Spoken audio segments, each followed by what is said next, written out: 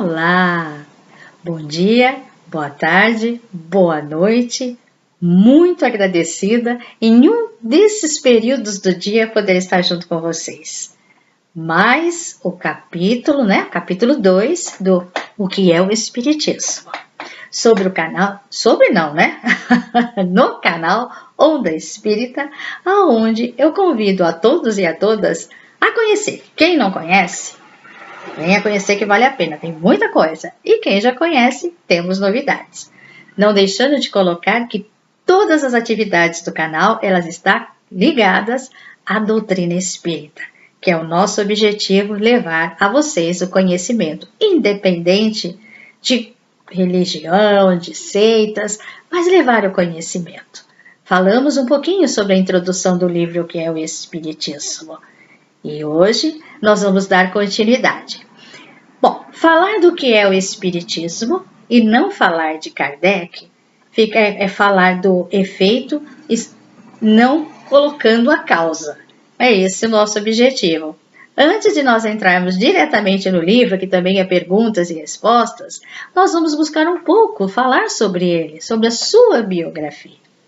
E dentro do livro que é o Espiritismo, essa obra maravilhosa que ela veio entre o livro dos Espíritos e o livro dos Médiuns, ela foi bem ali no meio, ela justamente trouxe de uma maneira um pouco mais assim, tópica, para o pessoal ter uma ideia do que é o Espiritismo, que essa era a preocupação do Kardec, Quem não puder, pelo menos, ler o que é o Espiritismo, para poder, digamos assim, é um convite, esse livro é um convite para que, após a sua leitura, ir buscar todos os conhecimentos na codificação dos livros que eu já citei no nosso vídeo passado.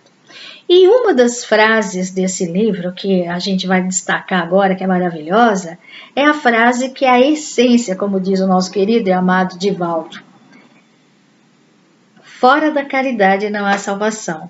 Então Kardec nos trouxe esse lado maravilhoso, do lado humanista, porque nós falamos muito da caridade, mas a sua essência é a essência do Espiritismo, a solidariedade.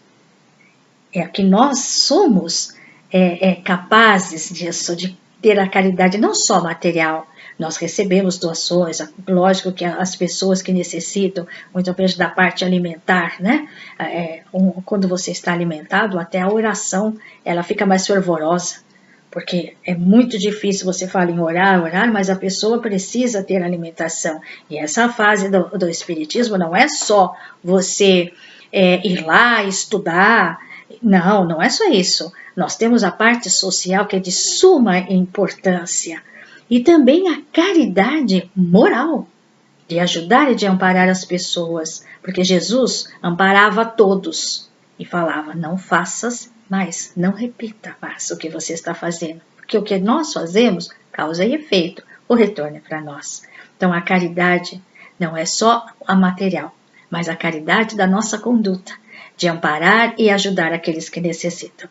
Isso é grandioso, essa colocação que nós vamos falar depois, sobre essa frase que ele acaba dizendo, e ficou, digamos assim, célebre, dentro da doutrina espírita, dentro de nós, que estudamos o Espiritismo e tentamos praticar da melhor maneira a caridade. Bom, vamos voltar lá, falando sobre a caridade. Essa parte da caridade é tão importante, porque, como eu falei, que faz parte do nosso convívio, da nossa essência do Espírito, mas da sociedade também. Então, a gente vê quando é maravilhoso, quando acontece algo que necessita da caridade das pessoas, material, a gente vê que às vezes um país inteiro, ele se movimenta para.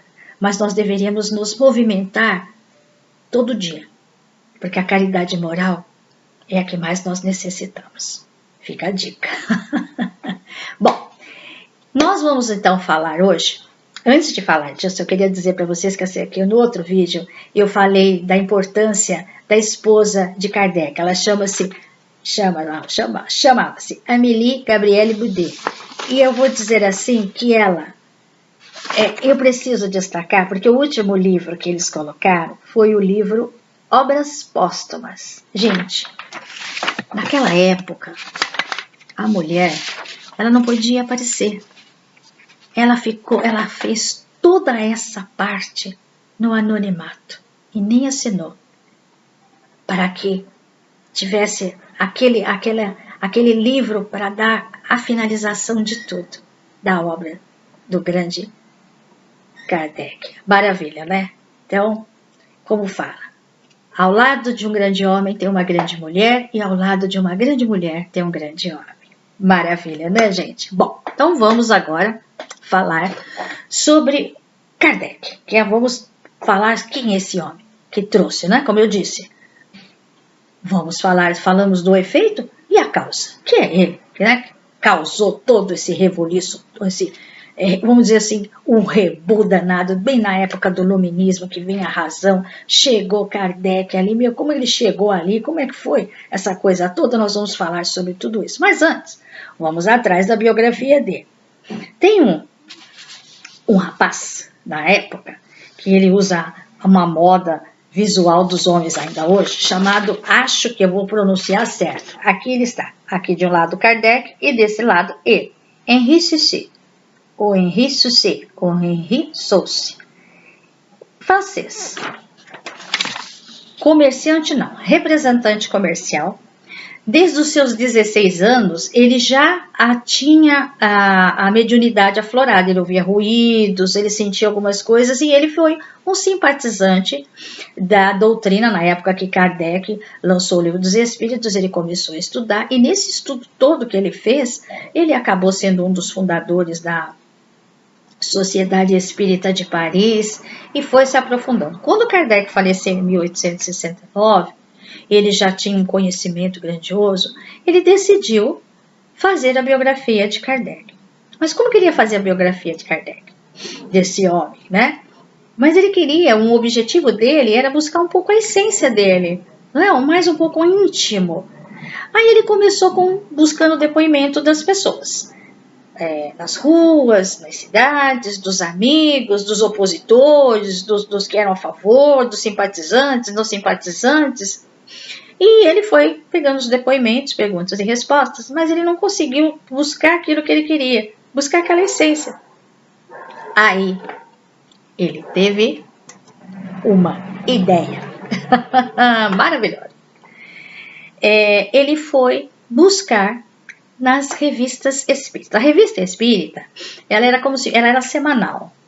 E Kardec respondia todos os questionamentos, porque já tinha lançado, principalmente quando ele lançou o Livro dos Espíritos, das pessoas, todo tipo de pessoa, médicos, engenheiros, opositores, políticos, eclesiásticos, dono de casa, ele respondia para todo mundo, operários, e ele respondia. E o que atraía o Henri é que a conduta moral de Kardec, ele era um gentleman. Mesmo os opositores, que às vezes vinham aquelas críticas ferrenhas, ele, como dizia a minha avó, ele não descia do salto, não.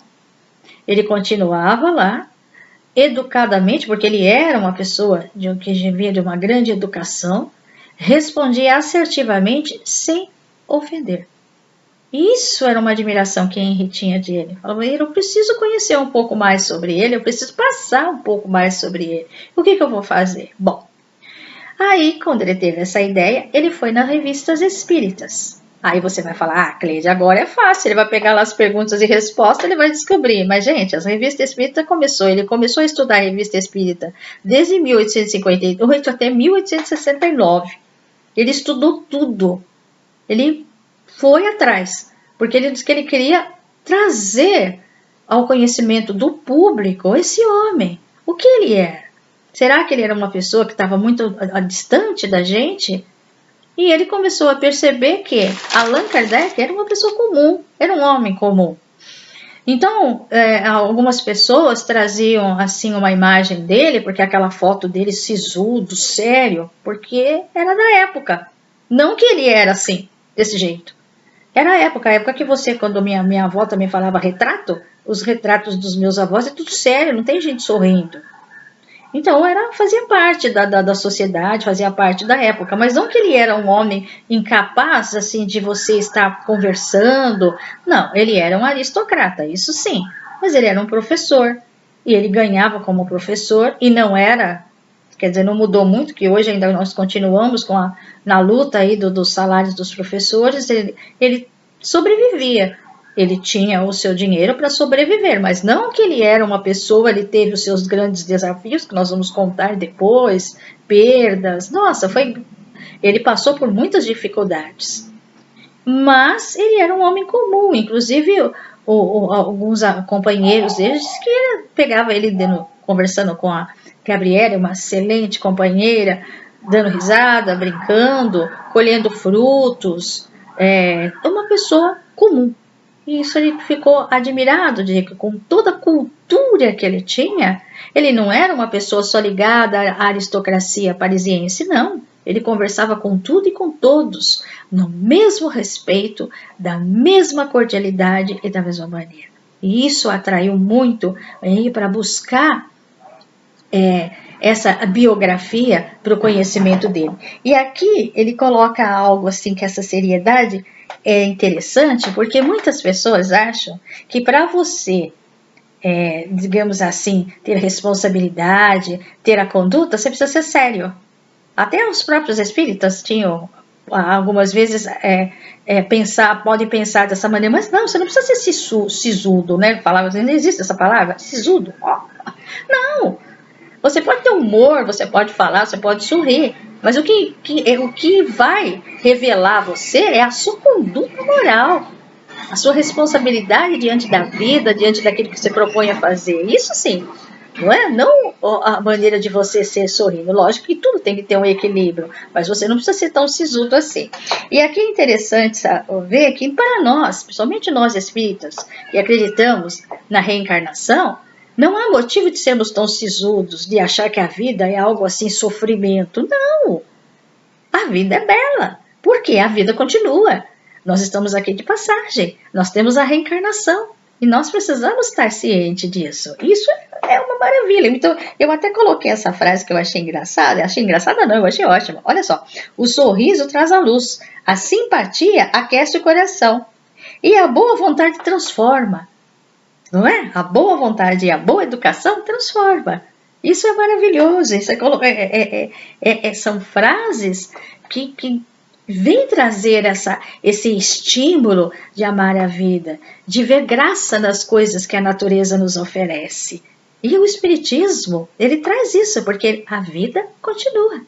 E isso é maravilhoso. A gente sabe o que estamos fazendo aqui, o nosso objetivo é para onde nós vamos. E Henri publica dessa maneira: o Espiritismo trouxe luz para a vida e a compreensão do mistério que existia em torno dos dogmas e do materialismo. O dogma é aquilo que é indiscutível, é aquilo e acabou. Então eu vou dizer um dogma que hoje já foi tombado, né? Não vai tomar leite com manga. Era um dogma. Todo mundo, né? E acabou. Por quê? Faz mal. E pronto. É um dogma bem infantil, mas ele existiu na minha época, hoje já não existe mais, né? E ele fala sobre o materialismo. O que ele quer dizer sobre isso? Que Kardec, em torno dos dogmas, que eu te falei da manga e do leite, e do materialismo. Porque o materialismo, você pode acreditar em Deus, mas você pode ser um materialista. Porque você vai sempre atrás do ter. Eu ter, o ter, depois o ser. Fica essa dica, né? Isso é importante. E aqui ele coloca bem isso. E para a nossa evolução espiritual, nós buscamos o quê? O desmaterialização. Isso é importante.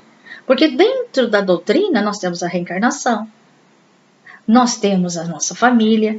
Nós temos a nossa profissão, o nosso país. Tudo isso faz parte da organização da nossa reencarnação. E nós temos dentro de nós a essência divina. Essa essência divina que está dentro de nós é que nos dá equilíbrio e força para que todo esse processo de desafios da reencarnação nós possamos, através da compreensão, né, não enfrentarmos, mas termos o Consolador, que é o Espiritismo, que nos traz, que tira o véu, ele derruba o véu do mistério da vida. E nos ensina, e nos ampara e nos ajuda a gente prosseguir, a gente entender por que eu estou nessa família, por que eu sou brasileira, por que eu estou nessa profissão. Então é ali. Então nós precisamos entender que a nossa evolução espiritual está justamente no ser, porque é o ser que nós convivemos, o ser sou eu, e convivo com outros seres, é eles que vão me impulsionar para uma evolução espiritual, onde eu vou poder praticar o bem para o bem, aonde eu trago de vidas passadas numa mochilinha, no meu perispírito, minhas vivências, minhas experiências, as minhas faltas, os meus erros, os meus acertos. Eu trago ali o meu aprendizado. E nós, à medida que nós vamos reencarnando, essa mochilinha vai se abrindo. E nós vamos o quê? Compreendendo. Porque nós somos uma família universal.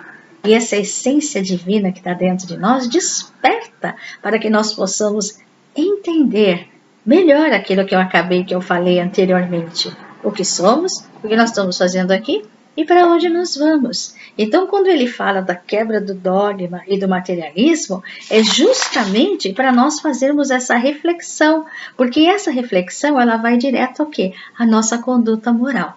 Olha que interessante, né?